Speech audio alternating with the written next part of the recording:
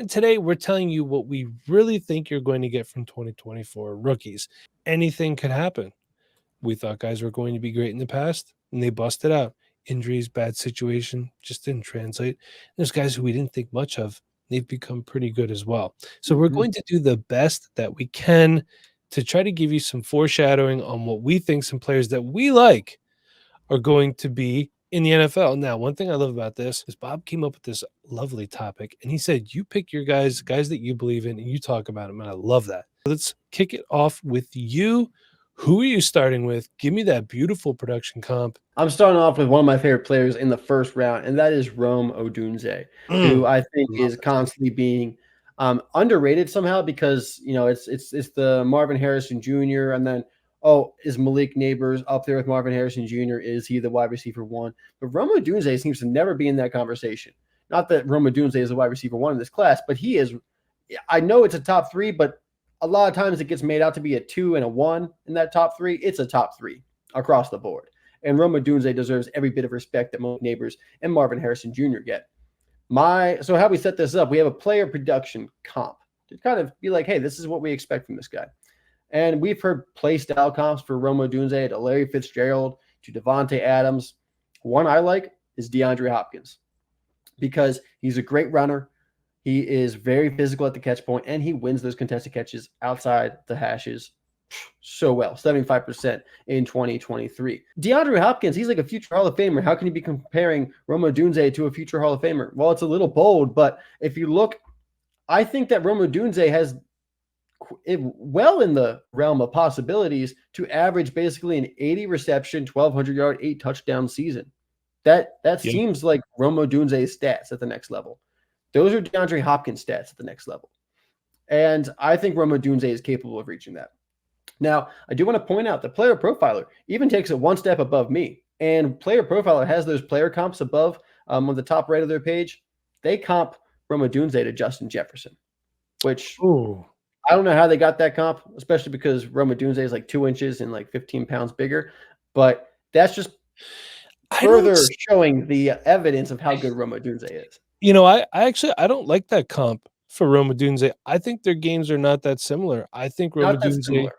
I think it's more of like an athletic comp is how they usually go about it, or like college production. I don't think they usually go play style, but still, that's a little weird to me. Yeah, but wouldn't you want to comp play style as well? Because, I love your comp with DeAndre Hopkins way more than Justin Jefferson. Justin Jefferson, to me, more of a technician. Not saying that Rome Odunze is not a good route runner, but Rome Odunze definitely the more physical of the player as a prospect. I want to just say that out there right now. But I love this DeAndre Hopkins comp. If you're getting Rome Odunze at the, whatever his ADP is, what you're going to tell me, and you get DeAndre Hopkins for the next 8 to 10 years, come on. Exactly. And you can pick him up at the 106, Mike. And let's say he doesn't, that's according to our DR ADP. Now, let's say he doesn't pan out to be exactly DeAndre Hopkins. What's the floor comp? I like to give floor comps for these players because, like you said, we're not Nostradamus, so there's a range. When I'm looking at a prospect, I can't tell you for sure exactly what is going to be the next level. It depends on so many things, like what the NFL actually does with these players. So for a floor comp for Rome Odunze, I'm thinking something like Chris Godwin. And maybe that's a little disappointing to some people. But not to me, I love Chris Godwin. Exactly. And in Chris Godwin's third year in 2019, he had 86 receptions, 1,333 yards, and 9 touchdowns. That's a really good season. Chris Godwin put that together and then, dealt with some injuries after that, maybe some lack of great quarterback play with Tampa Bay. But Chris Godwin was a very good player. And I think that's a floor for Rome Odunze, which just puts, Rome into a really nice space himself. So ceiling wise, I think he's going to be a wide receiver 1 at the next level. I think he's going to find himself putting up wide receiver 1 numbers as long as he goes into a positive situation. There's always a chance that a good player goes to a bad landing spot for fantasy and the volume isn't there. But at worst, Rome Odunze is a wide receiver 2. I love Rome Odunze. I think he's getting kind of crapped on at times. And there's he's not an early declare like Marvin Harrison Jr. and Malik Neighbors. He's 83rd percentile for breakout age. He broke out at 19 years old. So just because he stayed in college another year to try and go win a national championship and got 1 game away from it, that's okay, man. People want to go play college football and win national championships. They don't always want to just go to the NFL the next year. The 106, if I'm trading for the 106, Mike, to go get Rome Odunze, players I would look at trading Kyron Williams, if maybe I don't need that running back depth and I need a top wide receiver. Yep. DJ Moore, a lateral move here maybe, but getting younger. T. Higgins, I like Odunze moving forward more than T. Higgins. And then this one I'm a little 50-50 on, depending on your team build, how ready you are to compete. But Devonta Smith, I could kind of go either way here. Maybe if one side has a plus, I'd go that way. But I do want to throw out Devonta Smith as possibly another one you can move for the 106. Neat. Let's move on. Let's talk to my guy, Trey Benson. Been on him since day one. My player production comp for him is 2022 Ramondre Stevenson. If you remember what Ramondre Stevenson did in 22, and if not, guess what? I'm going to remind you right now. But 210 carries, 1,040 yards, 5 touchdowns, also 69 catches for 421 yards and 1 touchdown. Now, I do think we would skew more towards rushing for Trey Benson. He is still a very good receiving back as well. Kind of an underrated receiving back. I don't think Stevenson necessarily is an incredible receiver, but was just an opportunity where he got a lot of dump offs. Yeah, 69 catches. What did he have last year? He still had 38 catches for 238 yards last year. Some games too. He did miss some games, but I mean, we're talking he is clearly a focal point. If Trey Benson can get half of the work, if he was a 1B in a system, I think we're going to be okay. But that being said, I think his ceiling is like right around running back 8 to 10. Around there feels right. Absolute ceiling. So a low end running back 1. Or I think he's a low end running back 2. Maybe he gets Kendre Millard, a little buried in the depth chart, has some injuries, has a slow start. It very well could happen. I know that there's some vision concerns people have had with Trey Benson, but does have good long speed, really good power, and very good contact balance as well. Right now, he's valued around guys like Hollywood Brown. So Hollywood Brown, I think right now with Hollywood signing with Kansas City, you could probably move this for his DR ADP is 206. So you can move him, get a little bit more on top of it. But he's also around Geno Smith, Noah Fant, and Marvin Mims. I have a hard time moving on from Marvin Mims, but Noah Fant for the 206. Wow, he is really rising up boards then. I know that he's a sleeper for a lot of people, but I did not expect the 206. Yeah. So that's where we're at with Trey Benson. So I don't know how you feel about that one, Nate. Agree, disagree? Yeah. I like Benson. I think he's got good upside. I think he also has a little bit of a deep floor where I think because some of the things I said before, I don't necessarily believe in his vision as much as you do, but he's got the athleticism, he's got the home run threat, and he has the receiving ability. So, I still think he'll stick around, but I think his floor might be a little bit lower than RB2. I could see him, maybe just being like an RB3, but that ceiling is still there. Let's move on. Who is your next player that you want to talk about? My next player, Mike, and we talked about, hey, let's pick players that we believe in, but it doesn't necessarily have to be positive. Okay, so I want to talk about Keon Coleman. I got a little Twitter beef on Keon Coleman earlier this week, and I decided that I needed to include him in the podcast. I could talk about him. And it's not that I don't like Keon Coleman. I believe I actually have him graded out higher than you or Bob for our scouting reports. I can find out right now if you'd like. I just am wary with Keon Coleman because his testing numbers weren't great. If you saw his reception perception from Matt Harmon, which I highly recommend to anyone to go check out that website, reception perception. Matt Harmon does incredible work over there. His reception perception, he only had one route, Mike, that was successful majority of the time, like above average, and that was a flat route. If you can't be successful in a flat route, then you're really, really tough. But that was the only route that he was green on. So Keon Coleman's route running, really not a good look. And I think his hands are a little inconsistent, as strong as they are in the highly catches that he can make. He does have a good number of drops, and he doesn't dominate in the contested catches the way that you kind of think that he would. 33% rate of contested catch rate in 2023. So that, and I just said 75% for Rome Odunze. So there's a big difference there. So with Keon Coleman, when I talk about a player production comp, I still think he has a pretty high ceiling. Maybe for me, Allen Robinson is a comp I would like to use for Keon's ceiling. And if you remember, when Allen Robinson, was on the Bears for a little bit, I believe he was on the Jaguars, Mike, right? He was productive. Productive. But his ceiling was not quite that of some of these other guys, but still productive. Now with Keon, I think he also has a pretty low floor. And my worst case scenario, while they're not the same exact player, is Treylon Burks. Because the difference here is if Keon Coleman can figure out how to play outside, he could be Allen Robinson. But if he can't improve his route running, then he needs to go inside and be a big slot. And that's what I'm hoping they do with Treylon Burks this year. And Treylon Burks has struggled outside. We've seen that. He has not been able to play at the NFL standard while being outside the hashes. But if you put Treylon in the slot and let him be a big slot like he did for a good time in Arkansas when he was in college and performed really well at that slot, I think Keon Coleman might have some better chances there. Something I've also said about Quentin Johnston last year. Would like to see him be used in the slot. Now, is this just making up for limitations? Maybe. But if we want to see production, I think that's something that we need to look at. So with Keon Coleman going to that ceiling and floor of production, I think he has a ceiling of a wide receiver too. Like I said, that ceiling is definitely there. But also that floor, you might be dropping him in his third year. You might be looking at kind of how Quentin Johnston's value has dropped so much just after his rookie year. I think Keon is a very boom bust kind of prospect, and there's a lot to love with that, and the upside is certainly there, but also you're taking a lot of risk if you're drafting him like in the second round. And you are correct. You do have him graded the highest, 6.55. I'm at 6.23, and Bob's just slightly above me at 6.28. Yep. So he's got the talent. Just can he put it together? He's raw. And he was a two-sport athlete. He was playing basketball at Michigan State. I didn't get a lot of minutes, but he was still on the team. So, he wasn't able to fully put his mind into football and develop as a wide receiver. And you can see that when you watch the film. He's a little raw. And let's get into my next guy, and that is JT Sanders. From the University of Texas. Nate, I think his production comp is kind of like a Dalton Schultz light. Okay. And I do think that, unfortunately, you're going to have to stash JT Sanders for probably a year or two. We don't see Kyle Pitts, Sam Laporta, Dalton Kincaid. Although Dalton Kincaid, I know some people were disappointed by his rookie season. Decent rookie season. I think if in the right situation, he could be a low tight end one. A low-end tight end one. Now, look, that being said, it's not really hard to be a tight end one. Number 12 last year, the tight end 12 was Mark Andrews, and he missed some time.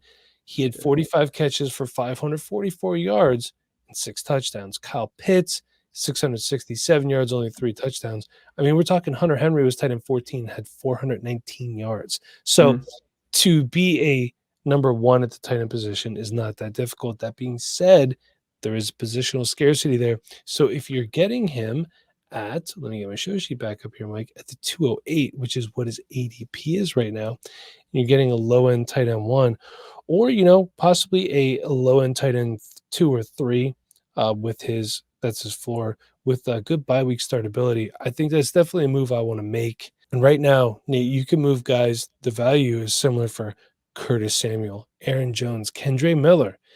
We talked on the last pod. We're concerned about Kendre Miller. You were concerned about his injuries, wasn't able to get on the field. So if you feel like you want to make a move for a guy who has a shorter shelf life, still has Alvin Kamara, Jamal Williams is still there, you want to move on for a tight end, it's a move that you could possibly make. I like something you said at the beginning with JT Sanders. You might not have a ton of production right away, and that's okay.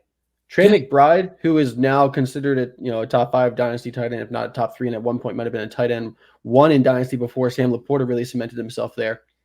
Trey McBride did basically nothing his rookie year, and he was the tight end 1 in that draft class when he came out. He basically did nothing his rookie year, and then he broke out his second year and is now one of the top tight ends. Michael Mayer this year didn't really do a lot his first year, but he was considered a top tight end in the draft. He might have a breakout this year as well. JT Sanders, Benson, some of these guys, tight ends sometimes take a year or two to develop. Don't just drop them. I had someone in my mentions earlier this week asking if they should drop Michael Mayer because they have some other tight end depth. They already have Pat Frymuth and somebody else who was pretty good. Keep Michael Mayer and trade Pat Frymuth.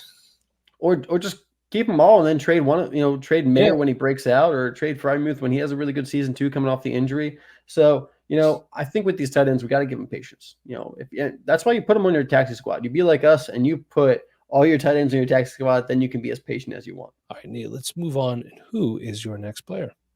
All right, my next player is Marshawn Lloyd, someone who's been like an auto draft for me at the end of the second round in a lot of our mocks, early third.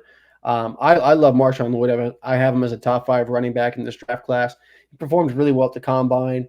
I'm really hoping that he solidified day 2 draft capital for himself, because if he did, then I think he's going to be one of the best values in this draft class. I comp him, playstyle-wise, to DeAndre Swift.